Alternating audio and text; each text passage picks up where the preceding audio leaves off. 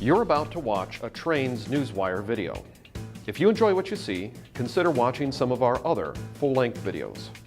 Hotspots, Horseshoe Curve, Tehachapi, Chicago Racetrack, and more.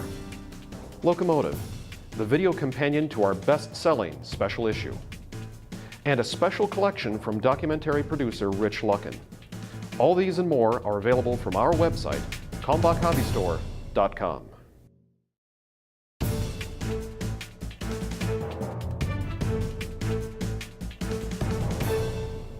Hi, good morning, Trains Nation. Jim Wrinn with you here on this fine Friday. My good friend Brian Schmidt and co-worker here.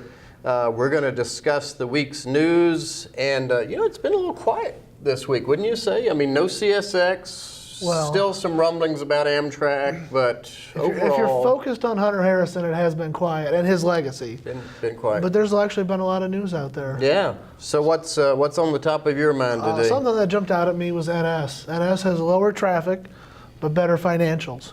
You can find out how that happened on Trains Newswire, but I think the operative term is they flexed some of their pricing power. Yes. And they were able to make more money with fewer trains, which is kind of what Hunter Harrison was all about over at CSX anyway. That's very true. Yeah. That's very true. They dropped their operating ratio from Yes. 70 and some change to 69 and some change. So they're on their way to their operating ratio goal. And in the meantime, I noticed they were putting some locomotives back in service. They've leased some locomotives, and they're doing some other things to try to deal with capacity and also just overall sluggishness of that system right now.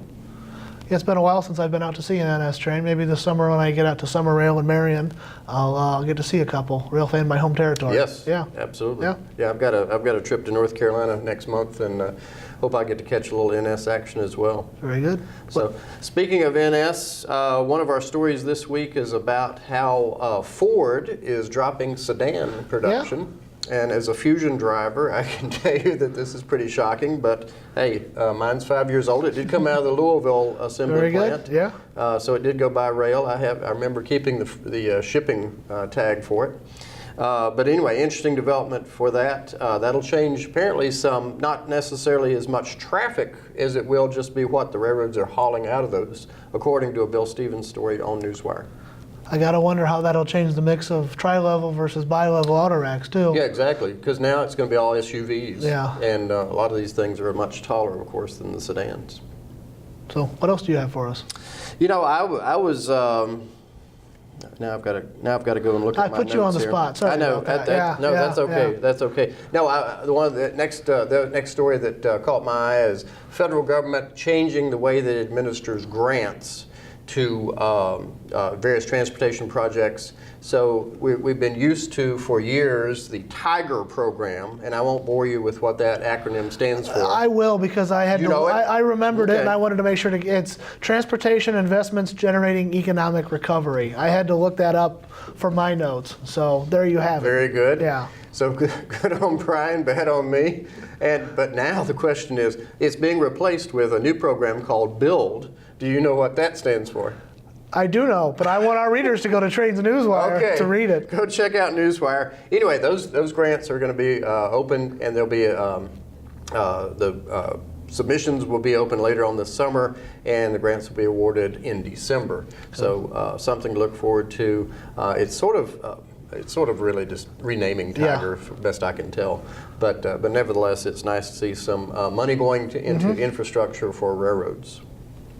Yes. What else did I have? I guess I should jump out with a couple too. Well, we talked about the TIGER turning into the BUILD. Yes. So something that caught my eye is that the ACE commuter trains, Altamont Corridor Express is what it's called now, is getting some Siemens Charger locomotives from right in California. They're built in Sacramento.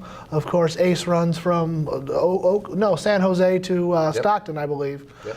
You can find out the specifics of that on Trains Newswire. Of course, we've seen the Chargers now on some Amtrak corridor trains. They're owned by the states, and Mark is getting its order delivered as well. So they're getting a hold here in the commuter market in North America. That's pretty cool. So also noticed that the Maine Narrow Gauge Museum in Portland has set up a festival for next May, or next month, I guess now. Next May is next month. But anyway, they're going to have two of the 2-foot gauge locomotives in steam, so check that out. There's news there as well.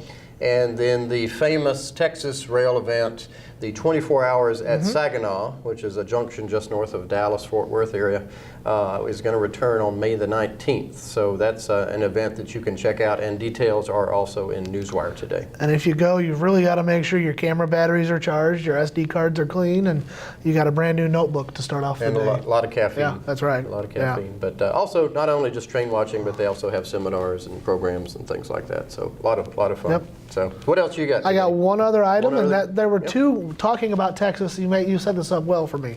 There was 2 derailments, one of them up by Texarkana and one south of Houston. One was containers, one was tanks. You can get those details, of course, on Trains Newswire. Very cool. We'll be reporting from the Wheel Rail Interaction meeting in Chicago next week.